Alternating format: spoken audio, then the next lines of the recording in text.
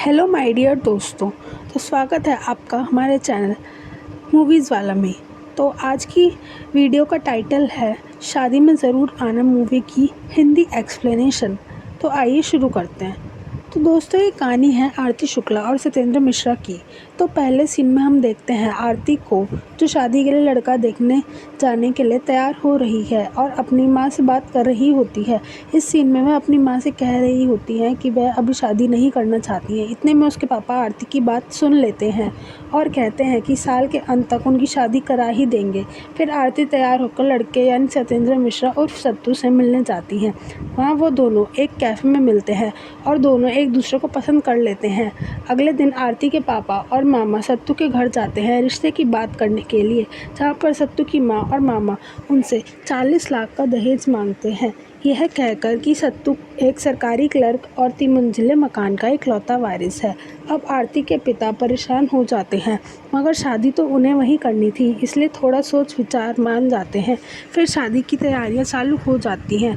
एक दिन जब आरती की बहन शगुन का सामान लेकर सत्तू के घर जाती है तो उसे सत्तू की मम्मी ये बताती हैं कि वह आरती को नौकरी नहीं करने देंगी, जबकि आरती को सत्तू ने पहली मीटिंग में ही इसकी इजाज़त दे दी थी।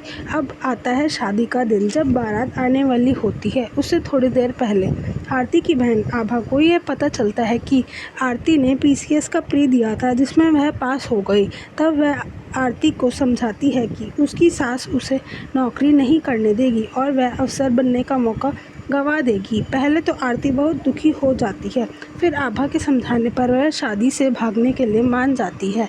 यह सब बात उसके मामा सुन लेते हैं और आरती से कहते हैं कि अगर तुम ऑफिसर बनना चाहती हो तो भाग जाओ और कोई चारा नहीं है, बारात को हम संभाल लेंगे। आरती के भाग जाने के बाद जब बारात आती है तो उसके मामा सबको कहते हैं कि वह दहेज के कारण से भाग गई है। अब दहेज का पैसा वापस पाने के लिए वह गुंडों का सहारा लेते हैं और सत्तू के मामा और पापा को पकड़ लेते हैं। फिर बेचारा सत्तू घर जाता है और फिर पैसे कम पड़ने पर सुनहार के गहने बेचकर पैसे का इंतजाम करता है और फिर वह वो पैसे देकर अपने पापा और मामा को छुड़ा ले जाता है। इसके बाद 4 साल का लीप आता है, जिसके बाद हम यह देखते हैं कि आरती शुक्ला पीसीएस ऑफिसर बन गई और सत्येंद्र मिश्रा आईएएस ऑफिसर बन गए। अगले सीन में हम देखते हैं कि आरती के पास कुछ लोग आते हैं और उसे बताते हैं कि उसे टेम्परेरीली सस्पेंड किया है 3 करोड़ की घूस लेने के इंतजाम में। फिर अगले दिन हम उसे डीएम के ऑफिस में बुलाया हुआ देखते हैं, जिसमें यह पता चलता है कि डीएम सत्येंद्र मिश्रा ही हैं जो उनके केस के इन्वेस्टिगेटिंग ऑफिसर हैं। सत्तू सत्येंद्र को देखकर आरती थोड़ा राहत की सांस लेती है, पर सत्येंद्र मिश्रा उनसे प्यार से बात करने की बजाय सख्ती से बर्ताव करते हैं और ये कहते हैं जो गलती आपने की है उसकी सज़ा आपको ज़रूर मिलेगी। असल में यह केस सत्येंद्र ने खुद रिक्वेस्ट करके लिया है ताकि वह आरती शुक्ला से बदला ले सके। अब जब यह बात सत्तू के घर वालों को पता चलती है तो वह खुश हो जाते हैं और यह खुशखबरी सत्तू को देने के लिए फ़ोन करते हैं। फिर वो याद करता है कि कैसे सदमे के कारण उसकी माँ बीमार हो गई थी और समाज ने उनकी खिल्ली उड़ाई थी।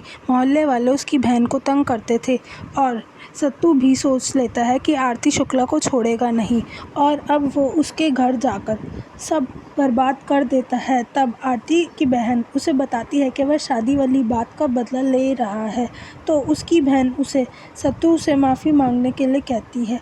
अगले दिन आरती सत्तू के घर जाती है, जहाँ पर भी सत्तू उससे बहुत रूडली बिहेव करता है।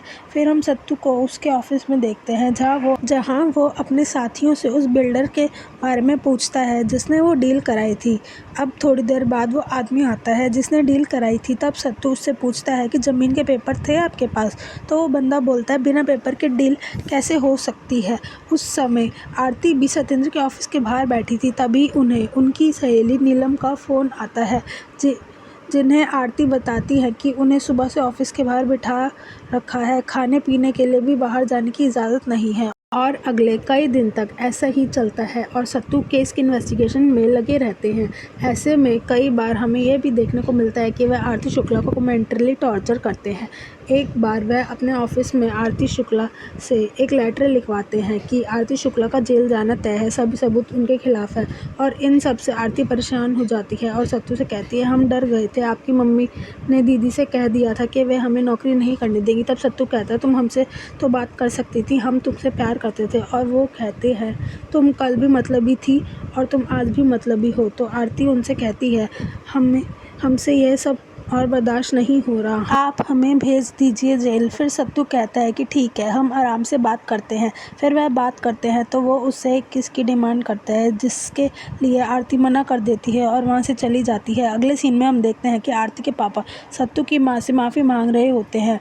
तब उसकी माँ कहती है 3 करोड़ देने तो होंगे, और उसे याद दिलाती है कैसे उन्होंने गहने बेचकर दहेज के पैसे लौटाए थे। फिर सत्तू आरती को जेल में बंद कर देता है। फिर हम आरती के बाप को देखते हैं जो सत्तू से आरती को छोड़ने के लिए रिक्वेस्ट कर रहा होता है। फिर हम कोर्ट का सीन देखते हैं जिसमें सत्तू बहुत से सबूत और वीडियो की मदद से ये साबित कर देता है कि घूस आरती ने नहीं, उनकी सहेली नीलम ने ली होती है। फिर पुलिस आरती को छोड़ देती है और नीलम और उसके पति को पकड़ लेती है। फिर अगले कई दिनों तक आरती सत्तू को मनाती है पर वह नहीं मानता। फिर एक दिन सत्तू के घर पर आरती की शादी का कार्ड आता है और वो अपने परिवार वालों को जाने के मना करता है वहाँ पर, परंतु वह सब नहीं मानते। लेकिन अंत में सत्तू भी उनके साथ चला जाता है और वो जब वहाँ आरती से मिलता है तो उसे कहता है, प्लीज़ ये शादी रोक दो, मैं तुमसे बहुत प्यार करता हूँ। लेकिन आरती मना कर देती है।